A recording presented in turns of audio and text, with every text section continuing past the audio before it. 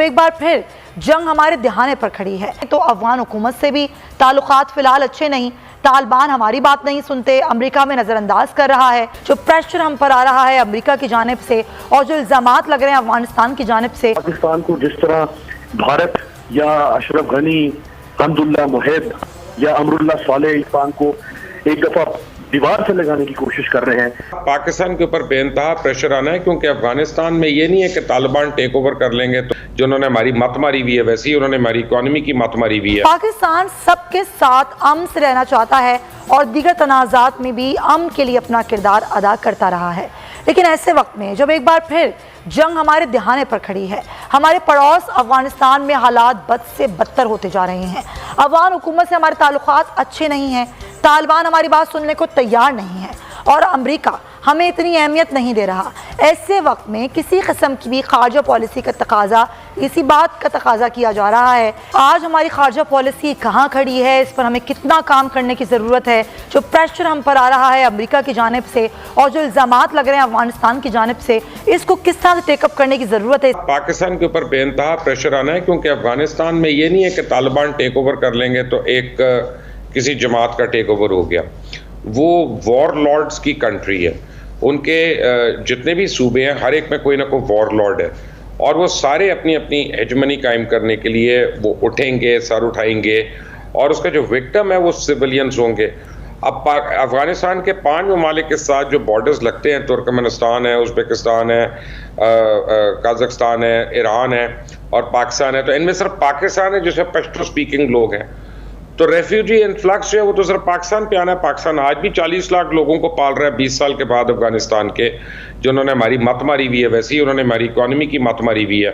अशरफ गनी अगर इतना इज्जतदार है और इतना ही वो अब्दुल्ला के पेट में इतने मरोड़ हैं तो ले जाए अपने 40 लाख रेफ्यूजी जो पाकिस्तान के टुकड़ों पे पल रहे हैं। फिर अगर इतने ही इज्जतदार हैं, अगर इतने खुददार हैं, या पाकिस्तान को दे पैसा पिछले 20 साल का जो उनके पर खर्च हुआ। 1 लाख तो ऐसे हैं जिन्होंने यहाँ पे शनाख्ती कार्ड वगैरह लेनी है, वो यहाँ पे कारोबार करते हैं, उन्होंने शादियाँ करके न्यूट्रलाइज हो गए हैं। तो देखिए पाकिस्तान तो फ्रंट लाइन एलाय था अमेरिका का वॉर ऑन टेरर के ऊपर। पाकिस्तान का $75 बिलियन का माशी लॉस हुआ, 75,000 पाकिस्तान की जानें गई इंसानों की और तकरीबन $120 बिलियन का लॉस हुआ। तो पाकिस्तान ने तो बड़ी क्यूमुलेटिव इसकी प्राइस भरी है। अब पाकिस्तान को आप कैसे कह सकते हैं कि जनाब तुम्हारी जिम्मेदारी है, तुम्हारा मसला है। तो हमारा मसला जो है वो सिर्फ इतना है कि अमेरिका चाहता है हम चाइना से डिस्टेंस कर लें। अमेरिका चाहता है हम गवादर जो है उससे स्ट्रेटेजिक डिस्टेंसिंग हो जाए चाइना की। अमेरिका चाहता है बूट्स ऑन द ग्राउंड, उसको यहाँ बेसिस मिल जाए। तो जब तक हम इनमें से कोई बात नहीं करेंगे हमारे ऊपर इल्ज़ाम तराशी होती रहेगी। और इस वक्त जो हमारा फॉरेन ऑफिस है वो इंतहाई नालायक और नकारा फॉरेन ऑफिस है।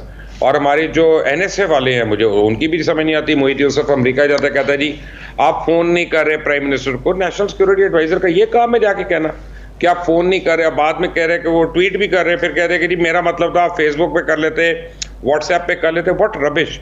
जब ये हाल हो जाए आपकी फॉरेन पॉलिसी का, फॉरेन ऑफिस का, फिर किसी और को क्या ब्लेम करना। आपके सारे नलायक और इनकॉम्पिटेंट मीडियोक्रिटी जो है वो प्रिवेल करती है, वो बरी हुई है यहाँ पे। तो आपने उसका असर उठाने मिल रहा है।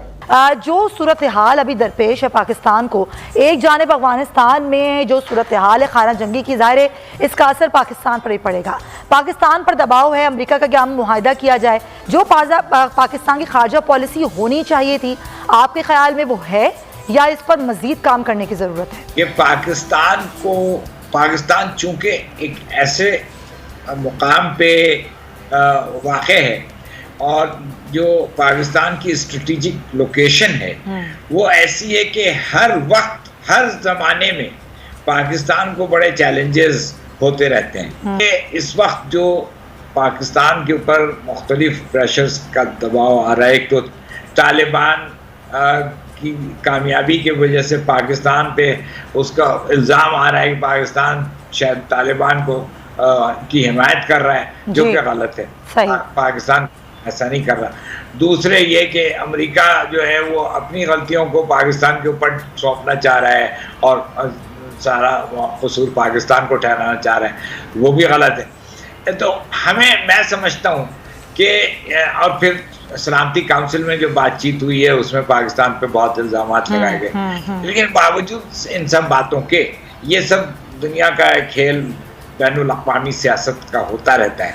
हमें अपना मौक़िफ़ कायम रखना चाहिए और तालिबान अगर आते हैं तो हमें उनसे भी कहना चाहिए कि सारे फरीक अफ़गानिस्तान के वो सब शामिल हों और एक ऐसा सिस्टम या एक इंतज़ाम कायम करें जिसमें सब लोगों का शेयर हो और अमन आ जाए। सही पॉइंट टेकन सर।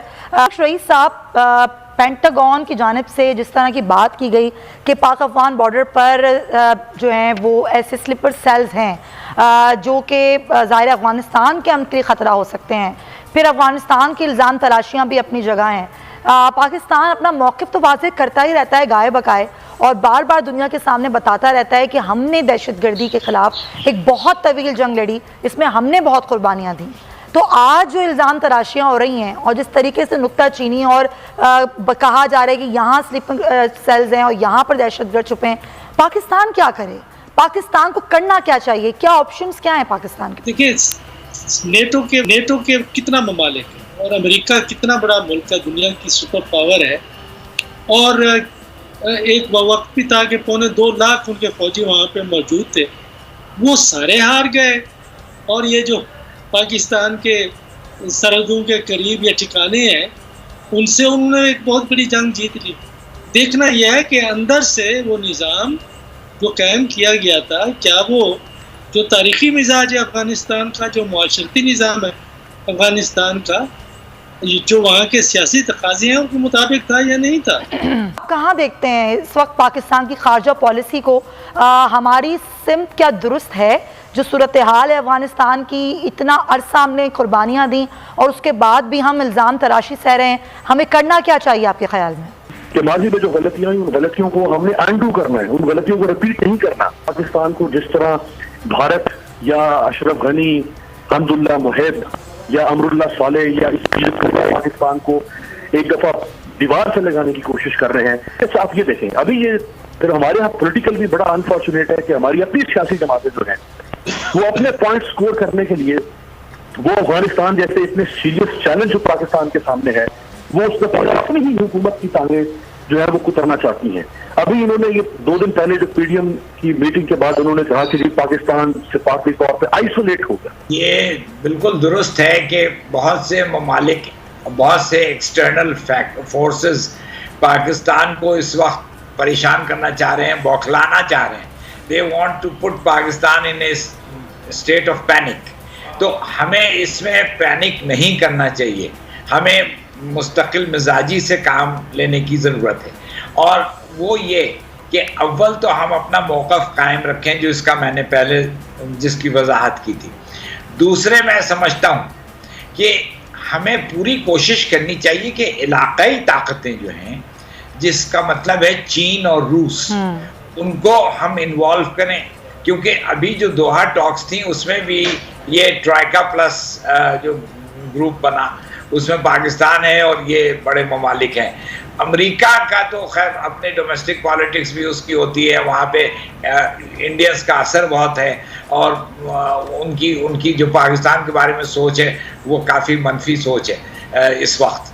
तो वो तो अपनी जगह, लेकिन देखिए ना, रूस और चीन ने पाकिस्तान को अहमियत हमेशा दी। जब SCO शंघाई कोऑपरेशन ऑर्गेनाइजेशन में जब पाकिस्तान बकौल बाज लोगों के काफ़ी आइसोलेटेड था 2011, 12, 13, 14 तक, तो उस वक्त भी रूस और चीन ने पाकिस्तान को अहम समझा और SCO का मेंबर बनाया भारत के साथ। तो मैं समझता हूँ जो इलाकाई ताकतें हैं उनसे हमें बहुत क्लोज कंसल्टेशन की ज़रूरत है।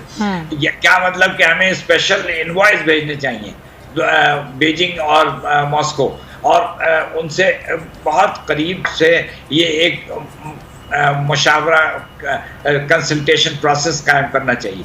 तो एक तो ये, दूसरे हमें अपने मौक़िफ़ पे अड़े रहना चाहिए और दुनिया को बताना चाहिए कि ये जो हो रहा है ये अमेरिका के एक आर्टिफिशियल कंस्ट्रक्ट का फेलियर है।